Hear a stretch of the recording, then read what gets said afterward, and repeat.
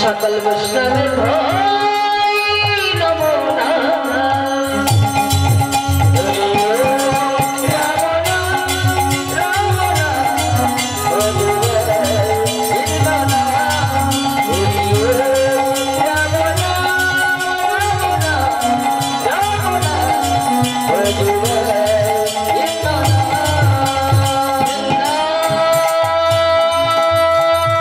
तुलसी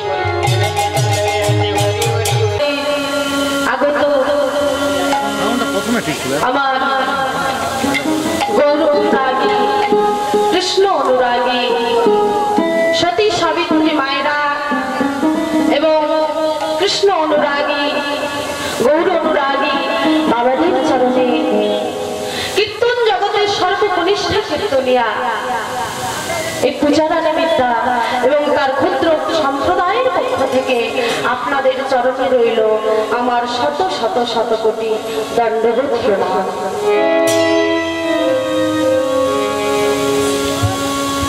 তৎপরে জানাই আমার পরমাত্ম গুরুদেবের চরণে আমার শত শত শত কোটি দণ্ডবোধ প্রণাম। তৎপরে জানাই আমার পিতা মাতার চরণে আমার শত শত শত কোটি দণ্ডবোধ প্রণাম। মাগো, কীর্তন জগতে আমি অত্যন্তই শিশু। নাচ আমার ভক্তি, নাচ আমার শ্রদ্ধা। তবে মাগো, গুরুদেব বলেছিলেন জানো, ভগবানের মুখ নিঃসৃত বাণী। ভগবান কি বলেছে জানো? আমার হতে আমার নাম বড়, আর আমার নাম হতে আমার এই ভক্তবৃন্দ বড়, আর আমার ভক্তবৃন্দ হতে ভক্তবৃন্দের চরণ রজ বড়।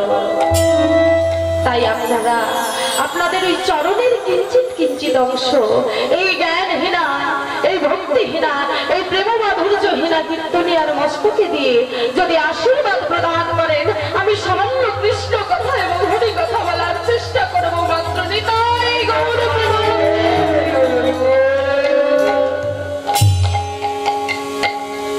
মাগো, প্রথমে পদকর্তা কি বললেন না? জয় জয় কলরব নদিয়া নগরে জনবল ভিল গোড়া সচির উদরে। তাহলে জয় জয় কলরব পড়েছে কেন না? আজ থেকে প্রায় 539 বছর আগে আমাদের ভাবের গোড়া, রসের গোড়া, প্রেম নাগরী রাগা গোড়া জন্ম নিয়েছিলেন কোথায়? না মাগো, নদিয়া নবদ্বীপ ধামে সচি মায়ের কোল আলো করে জগন্নাথ মিশ্রের ক্ষুদ্র প্রাঙ্গনাস্থিতে অবতীর্ণ হয়েছিলেন একটি নিম্ন বৃক্ষের তলায়। তাই তো ওনার নাম হয়েছিল নিমাই। তিনি কেন এলেন? তিনি তো স্বয়ং গোলক বৈকুণ্ঠ বিহারী।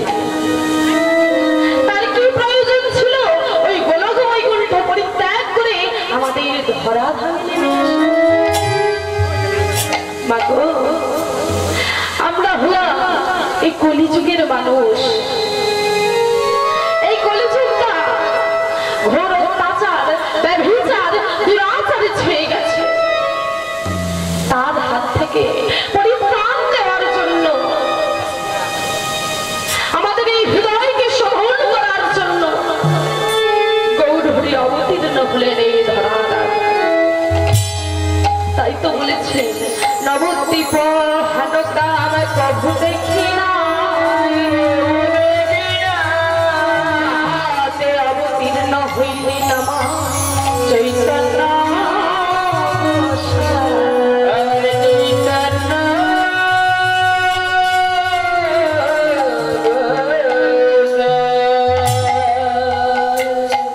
তিনি প্রথমে এসে জীবের দ্বারে দ্বারে হরিনাম মহামন্ত্র সংকীর্তন প্রচার করছেন। সঙ্গে নিয়েছেন দাদা নিতাইকে। বলছেন শোনো, শোনো কলির দুরাহত জীব, অন্যান্য যুগে আমি এসেছি অস্ত্র ধারণ করেছি, প্রত্যেকটি যুগে যে এসেছি, কিন্তু এই যুগে আমি যে এসেছি এই যুগেও অস্ত্র এনেছি। কি অস্ত্র এনেছি জানো? প্রেম অস্ত্র এনেছি। রামাদি অবতারি ক্রোধ হিলানা অস্ত্র ধরি, অস্ত্র না ধরিব প্রাণে কারণ মানিব, হরিনাম দিয়ে চিত্ত শুদ্ধি করিব সবার।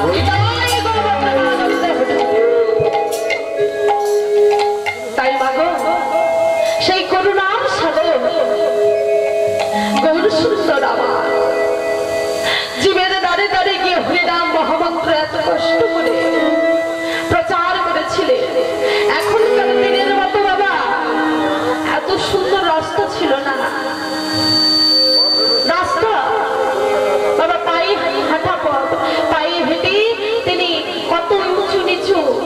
পাহাড় পর্বত বিভিন্ন খারাপ রাস্তার মধ্য দিয়ে আমাদের বাড়িতে বাড়িতে শহরে নাম প্রচার করে গেছে। জীবনে দাঁড়িয়ে দাঁড়িয়ে গিয়েছে, কে বলছে হে কলির দোরা হতেছে তোরা একবার আমাকে কৃষ্ণ নাম বলো, একবার হরি নাম বলো। আমি তোমাদের কাছে কিছু দিতে আসছি, তোমাদের দ্বারে এসেছি কেবলমাত্র এই হরি নামটা বিলিয়ে দিতে। তোমরা একবার নাও, এই প্রেম সেবাটা একবার নাও। কিন্তু আমরা এমন বড় হয়েছি, সেদিন আমরা আমাদের গৌর সুন্দরকে চিনতে পারিনি বাবা। কিন্তু গৌর সুন্দর প্রতিজ্ঞা করেছিলেন যে হরিনাম আমি সারা ভারতবর্ষে সারা বিশ্ব ব্রহ্মাণ্ডে প্রচার করব। আজ কিন্তু তাই হয়েছে বাবা। তাই তার নামটাকে সম্মান দিতে আমরা সবাই মিলে একবার মহামন্ত্র নাম করবো। করবো তো? করবো? সবাই বাহু তুলে করবো কিন্তু। হরে কৃষ্ণ হরে কৃষ্ণ কৃষ্ণ কৃষ্ণ হরে হরে হরে রাম হরে রাম রাম রাম হরে হরে হরে কৃষ্ণ হরে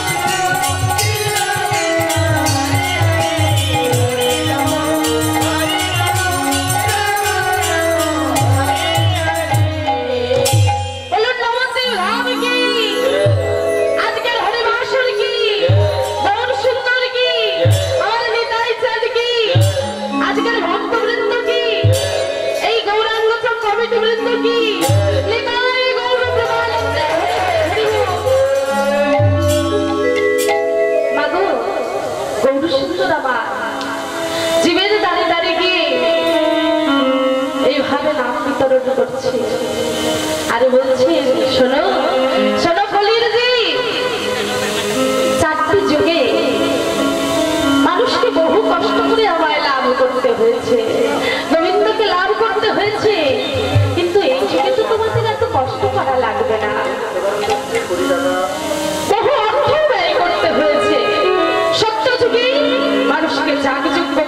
ভগবানকে লাভ করতে হয়েছে ধ্যান অর্চনা করে। আর ত্রেতা যুগে কি হলো জাগযুক্ত, তারপরে সেবার্চনা, আর কলি যুগে হলো এই হরিনাম সংকীর্তন। মাগো কলিযুগের মানুষের অল্প পরমায়ু বলে ভগবান একটা সহজ অঙ্ক কষে নিলেন। কি না, কলিযুগের মানুষের ধৈর্য বড় কম, এই 3 ঘন্টা বসে হরিনামটাই শুনতে পারে না। এদের জন্য একটা সহজ উপায় বের করতে হবে। কি না, সারাক্ষণ তো এরা কর্মব্যস্ত থাকে, এরা যাতে কর্মও করতে পারে আর বদনে আমার নামটাও গাইতে পারে। তাই কি বললো, হাতি করো কাম আর বদনে বলো মধু মাখা। তাই মাগো যখন জীবের দাঁড়ে দাঁড়ে গিয়ে এমন ভাবে প্রচার করছেন, তখন নদিয়া নাগরীরা ছুটে ছুটে এসে কি বলছে গো, আমাদের গৌধে লোটে সোনার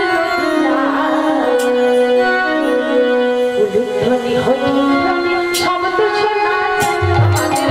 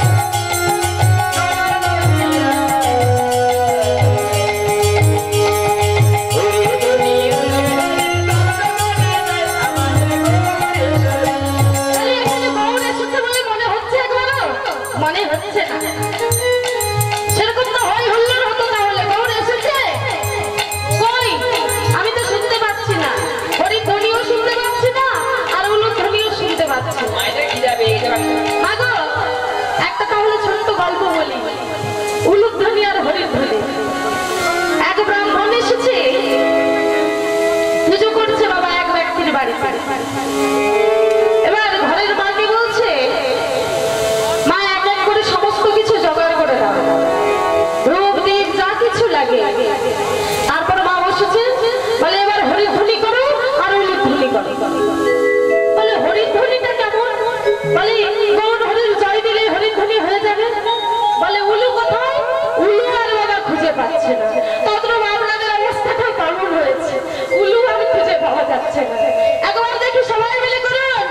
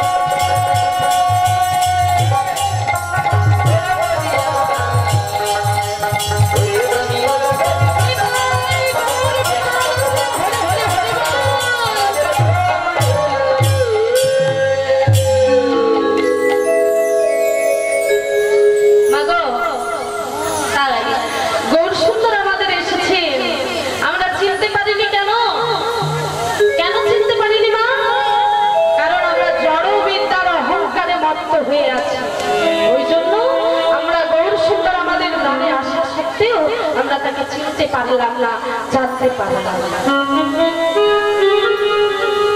মাগো, গৌর সুন্দর আমাদের দ্বারে এসেছে, কেন আমরা চিনতে জানতে পারলাম না? শাস্ত্রে কি বলেছে? শাস্ত্রে কি বললো? শাস্ত্রে আজ কি বলছে দেখো, বেদ বিদ্যা কিছুই নাহি জানো,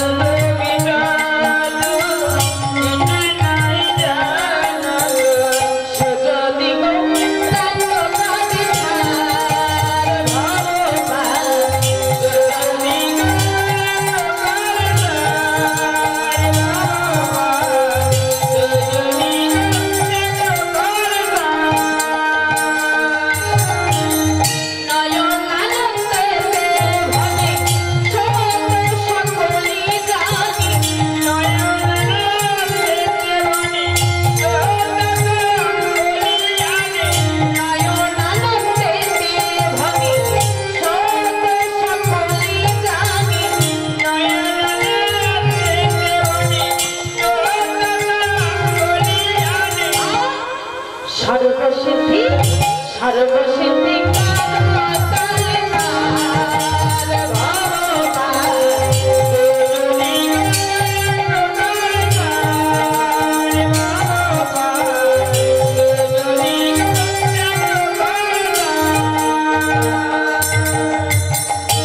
আমার গৌর সব জানা,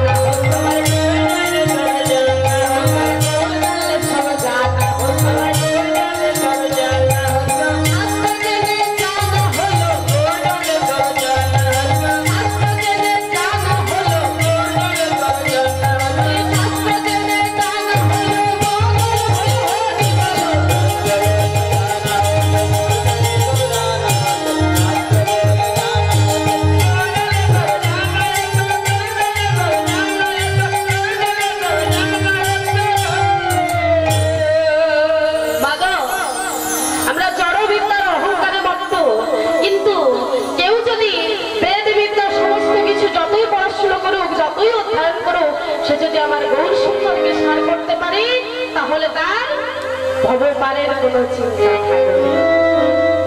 মাগো, ছোট্ট করে আমরা গৌর কথা সাধন করলাম, এবার আমরা কোথায় যাব? মধুয়ায় সুধাম বৃন্দাবন। আজকের লীলা মাধুর্য কি না? আজকের লীলা মাধুর্য হলো পরীক্ষিতের ব্রহ্ম সাত মোচন। বৃন্দাবনে যে যাব, আমি একা যাব না মায়েরা যাবেন আমার সাথে?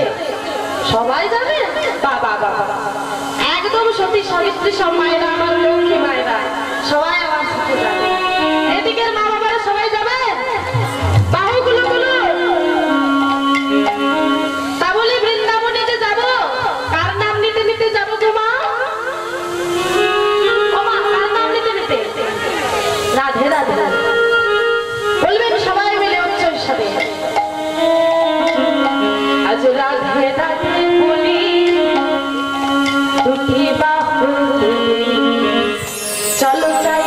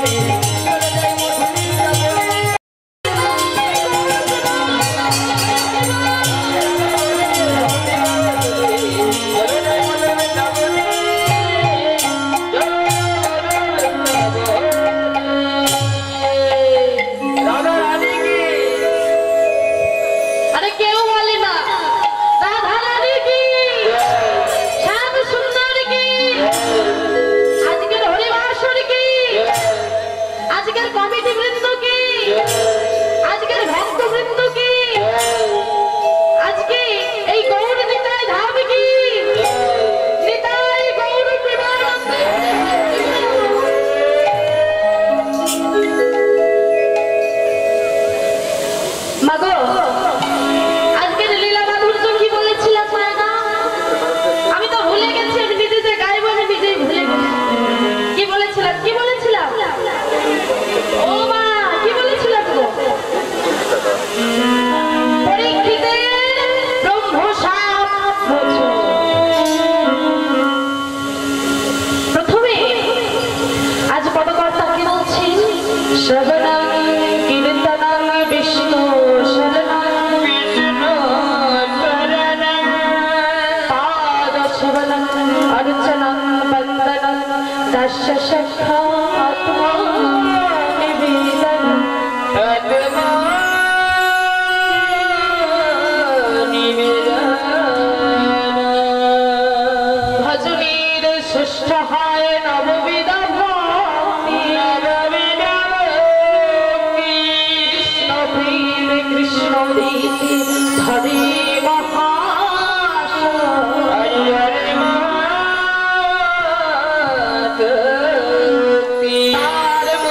তার মধ্যে নাম সংকীর্তন ইহা বই ধর্ম নাম শোনো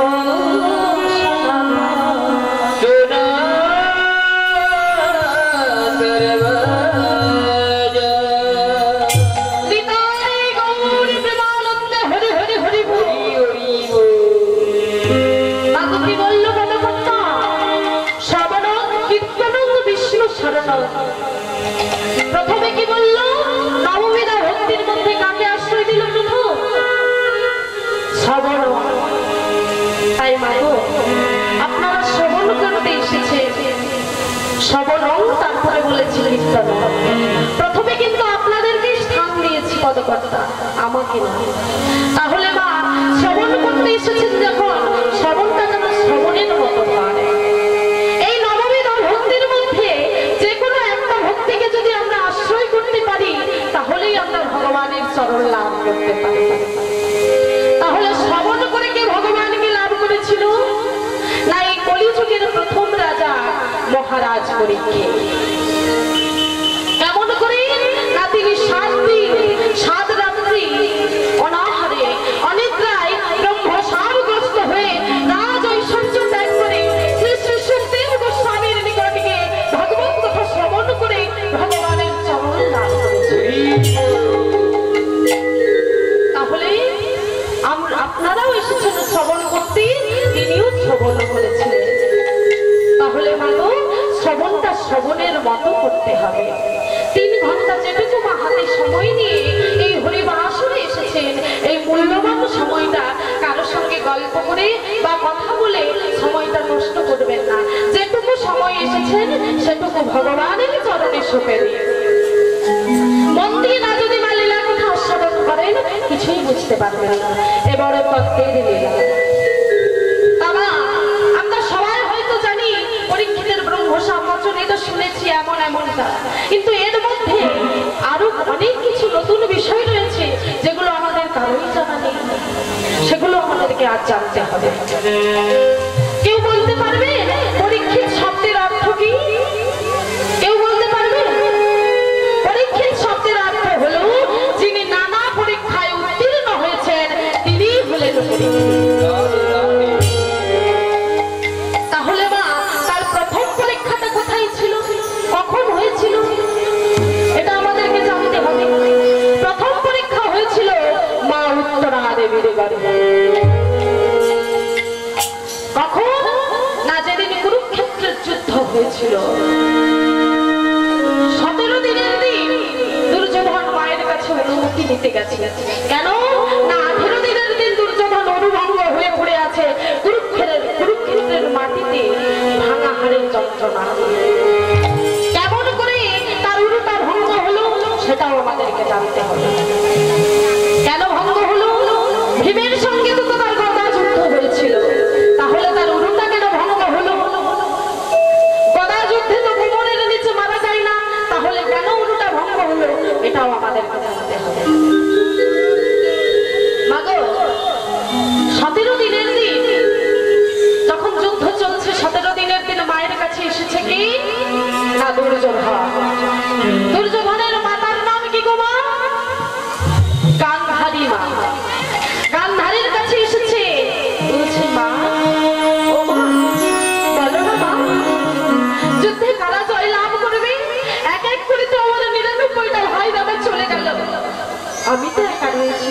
বলো বাবা, যুদ্ধে কারা জয়লাভ করবে? সঙ্গে সঙ্গে মাতা গান্ধারী বলছে, জয়স্তু পাট্যপুত্রাণাম যস্য ক্ষেত্রে জনার্দনম যথা কৃষ্ণ তথা ধর্ম, যথা ধর্ম তথা জয়।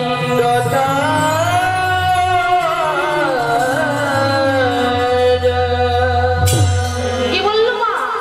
যেদিকে ধর্ম সেদিকেই জয়, যেদিকে স্বয়ং ভগবান কৃষ্ণচন্দ্র রয়েছে, কারো কি মনে প্রশ্ন আসতে পারে সেদিকের মানুষ জিতবে না, এই দল জিতে যাবে?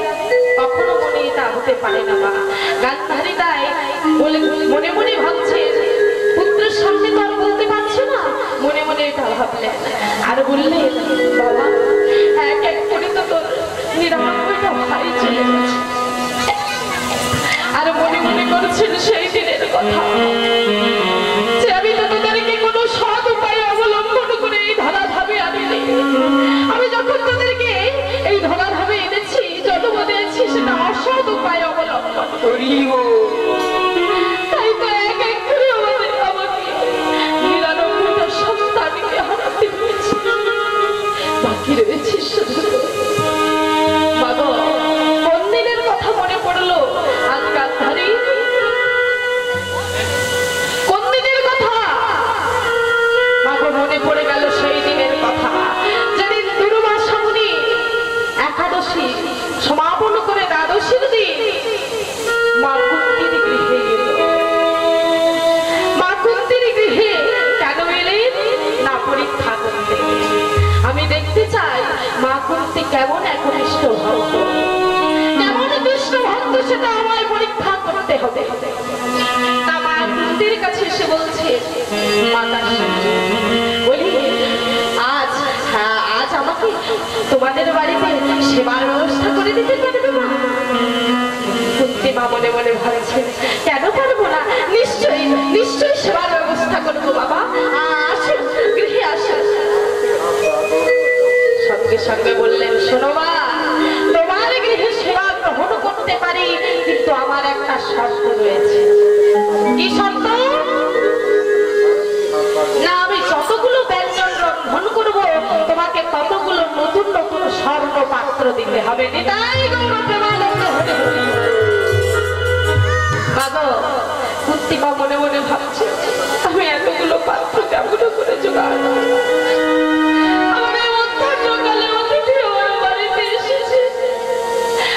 শুনেছি অতিথি দাদায়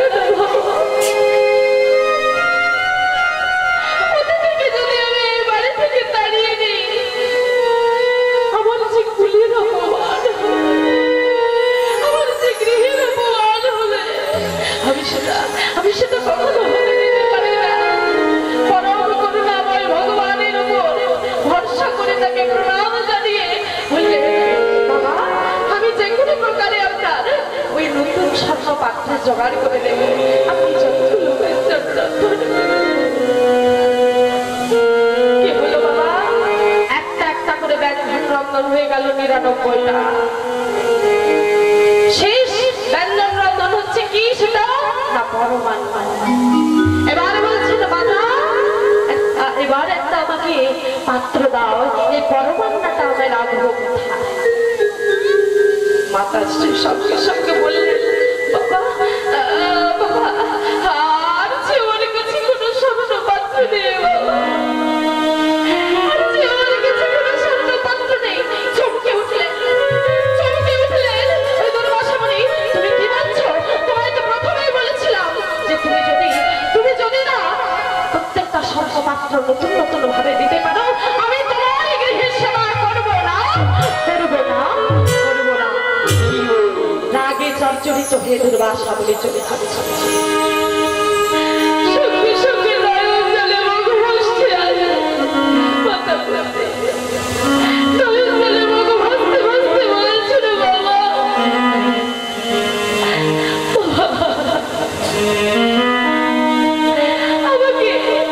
আমার কাছে নতুন স্বর্ণ পাত্র নেই, এই জাগতিক পাত্র নেই, তো কি হয়েছে? ভগবান যে আমার এত সুন্দর দেহ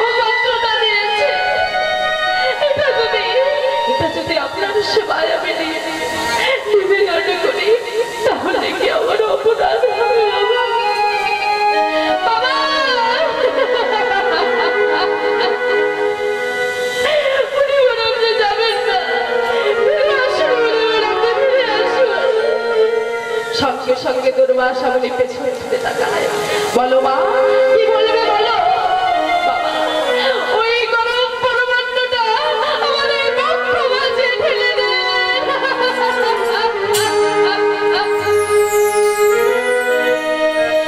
সঙ্গে সঙ্গে দুর্বাসা বলে চমকে উঠলেন। কি বলছে? গরম পরমান্ন এই বক্ষ মাঝে ঢালতে পারে এমন ভক্ত পৃথিবীতে আছে? মাগো, ওমা, তোমার ভক্তি কতটা সেই পরীক্ষা নেওয়ার জন্যই তো আমি আজ তোমার ঘরে এসেছি মা। তুমি আমার পরীক্ষাতে উত্তীর্ণ হয়েছো মা। যাও, তুমি স্নান সেরে এসো মা, আমি তোমায় আশীর্বাদ করব। কি করলো মা? মাতা কুন্তি স্নান সারতে গেল, আর এদিকে দুর্বাসা মুনি ধ্যান যোগে বসেছে। আর সেই ভাগে মাতা গান্ধারী সমস্ত কথাগুলো মা শুনে নিয়েছে। মাতা কুন্তি যেই না স্নান করতে গেল, সেই ভাগে মাতা গান্ধারী এসে বসল দুর্বাসা মুনির কাছে। ঘোমটাটা মাথায় দিয়ে এসে বসে বলছে, বাবা বাবা, আমায় বর দিবেন বলেছিলেন, আমায় বর দিবেন। সঙ্গে সঙ্গে দুর্বাসা মুনি ধ্যানমগ্ন ছিলেন তো বাবা, কিছু না বুঝে কিছু না জেনে সঙ্গে সঙ্গে বলে দিলেন, শত পুত্র জননী হব। শত পুত্রের আশীর্বাদ চুরি করে নিয়ে চলে গেল মাতা গান্ধার। আর এদিকে যার আশীর্বাদ পাওয়ার কথা, যার বরটা পাওয়ার কথা, সেই স্নান সেরে এসে ওই দুর্বাসা মুনির কাছে বসল। বসে বলছে, বাবা বাবা, আমায় বরটা দিন।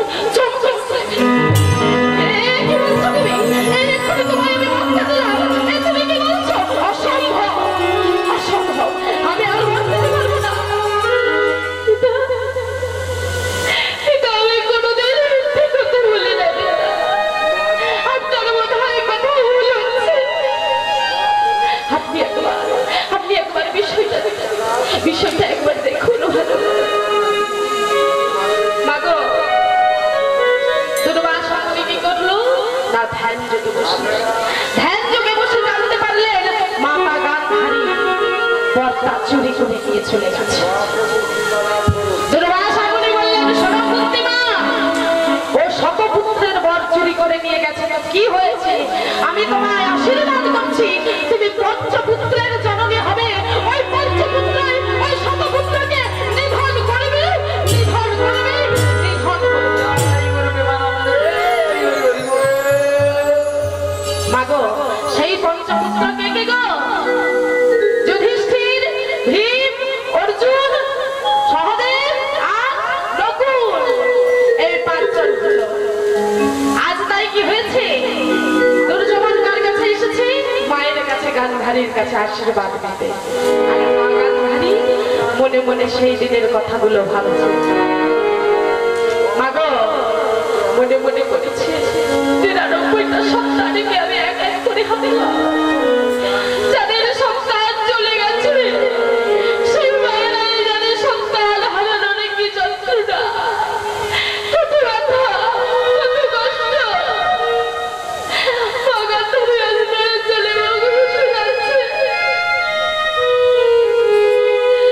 আর মনে পড়ে গেল সেই বশিষ্ঠ মুনির আশীর্বাদের কথা। বশিষ্ঠ মুনি মাতা গান্ধারীকে আশীর্বাদ করেছিল, শোনো মা, তুমি যে এই চোখে কাপড়টা বেঁধে আছো, দ্বাদশ বৎসর পূর্ণ হলে এই চোখের কাপড়টা যেদিন খুলবে, যার দিকে তাকাবে, যার শরীরে ওই তেজস প্রভাব পড়বে তোমার চোখের জ্যোতির, তার শরীরটা লোহাতে পরিপূর্ণ হয়ে সেই আশীর্বাদের কথা আজ মায়ের মনে পড়েছে। একবার হলেও শেষ চেষ্টা আমারই করতে হবে। আমার একটি মাত্র সন্তান জীবিত রয়েছে, তাকে যে কোনো প্রকারে আমায় বাঁচাতে হবে, রক্ষা করতে হবে। মাগো, জানতে শুনতে কি কোনো মা তার সন্তানকে মৃত্যুর মুখে ঠেলে দিতে পারে? কখনো পারে না। সেই সন্তান যতই অত্যাচারী হোক, যতই ব্যভিচারী হোক, কখনো মা চাইবে না সেই সন্তানকে সন্তান মারা যায়।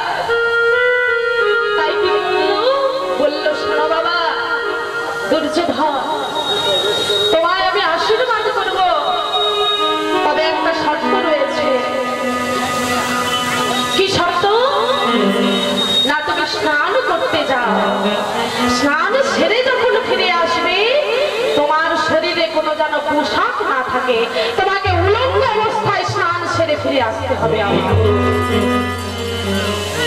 আর এদিকে বাবা চতুরের শিরোমণি ভগবান দুর্যোধন স্নান সেরে ফিরে আসছে ঠিক মতো অবস্থায়।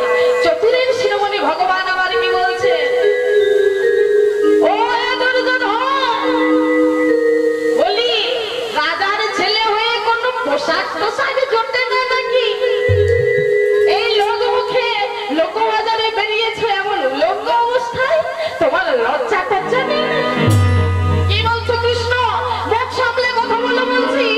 আমার মা কিন্তু আমায় আশীর্বাদ দেবে বলেছে, আমি আমার মায়ের আশীর্বাদ নেব বলেই স্নান সেরে উলঙ্গ অবস্থায় বাড়িতে ফিরেছি আমার মায়ের কাছে। কি বললে? তুমি স্নান সেরে উলঙ্গ অবস্থায় যাচ্ছ, তাও কিনা মায়ের কক্ষে প্রবেশ করবে? ছি ছি ছি ছি, তোমার লাজ লজ্জা বলতে নেই। তোমার মা এতদিন চোখে কাপড় বেঁধেছিল, সে জানে যে তুমি যৌবনে পদার্পণ করেছো। তোমার এই যৌবনরূপী শরীরটা নিয়ে তুমি তোমার মায়ের কাছে গিয়ে দাঁড়াবে কি করে? তোমার লজ্জা করছে না? যাও যাও বলছি, ওই ধারে কলা পাতা আছে, কলা পাতা দিয়ে তোমার ওই লজ্জাটাকে নিবারণ করো। সঙ্গে সঙ্গে মনে মনে করছে কেশব কোনো বাজে কথা বলেনি, এ নন্দের বেটা কেশটা নষ্ট করেছে দেশটা, এ কিন্তু খারাপ কিছু বলে। বাবা কি করলো না, একটা কলা পাতা ঢেকে নিয়ে মায়ের কক্ষের দিকে চলে গেল। মায়ের কক্ষের সম্মুখে প্রবেশ করে বাবা যেটা দাঁড়িয়েছে বলছেন কি, মাতাশ্রী মাতাশ্রী, আমার এবার আশীর্বাদটা দিন মাতাশ্রী। সঙ্গে সঙ্গে গান্ধারী মা যেই না চোখের কাপড়টা খুলে দিল, তুমি কি করেছো? তোমার এই অবস্থা কে করেছে?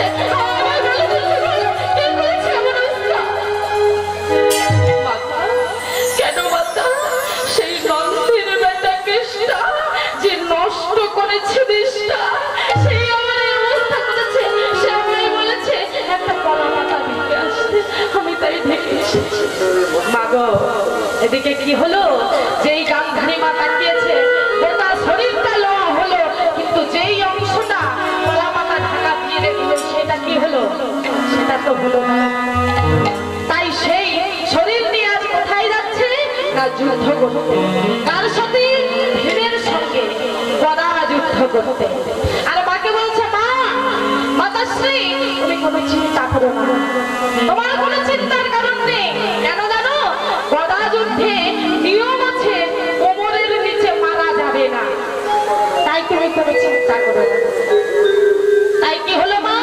যুদ্ধে চলে গেল এই না দুর্যোধন। 18 দিনের দিন যুদ্ধ হচ্ছে কুরুক্ষেত্রের মাঠে। কার সাথে কার যুদ্ধ হচ্ছে? কার সাথে কার হচ্ছে গো মা? ভীমের সঙ্গে কার? দুর্যোধন। ভীমের সঙ্গে দুর্যোধনের গদা যুদ্ধ হচ্ছে। আর দুর্যোধন কি হয়েছে?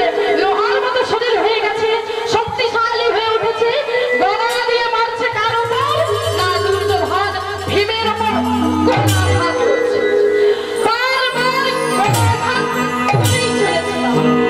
পরের পর যখন গদাঘাত করছে, এদিকে দাঁড়িয়ে দাঁড়িয়ে যুদ্ধটা দেখছিল কি না পঞ্চ পাণ্ডবের 4 ভাই যারা বাকি রয়েছিল সেই, আর কি না স্বয়ং ভগবান কৃষ্ণচন্দ্র।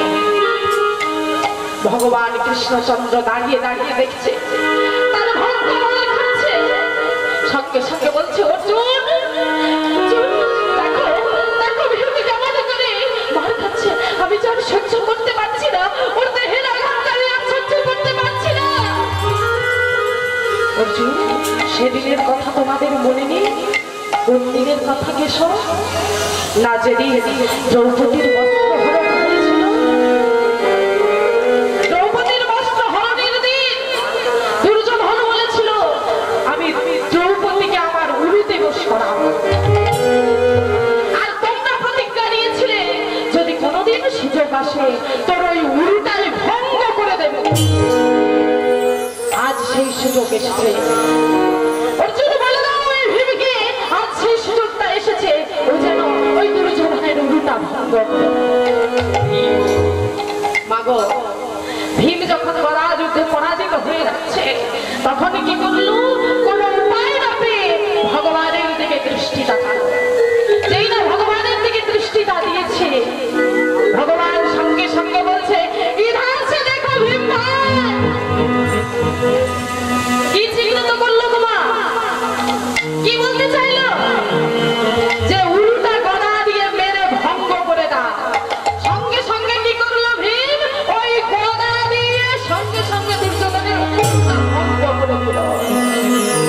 আজ মাসে 18 দিনের দিন কুরুক্ষেত্রের যুদ্ধের মাঠে সেই ভাঙা হাড়ের যন্ত্রণা দিয়ে দুর্যোধন চিৎকার করেছে, কেউ কি নেই? কেউ কি নেই আমাকে সাহায্য করার মতো, আমার কাছে পিঠে দাঁড়ানোর মতো? কেউ কি নেই? আমার আজ সমাজের উঁচু মাথাটা নিচে নেমে যাচ্ছে, বলো না, কেউ কি নেই? পেছন দিক থেকে কে যেন একটা চিৎকার করে বলল, বন্ধু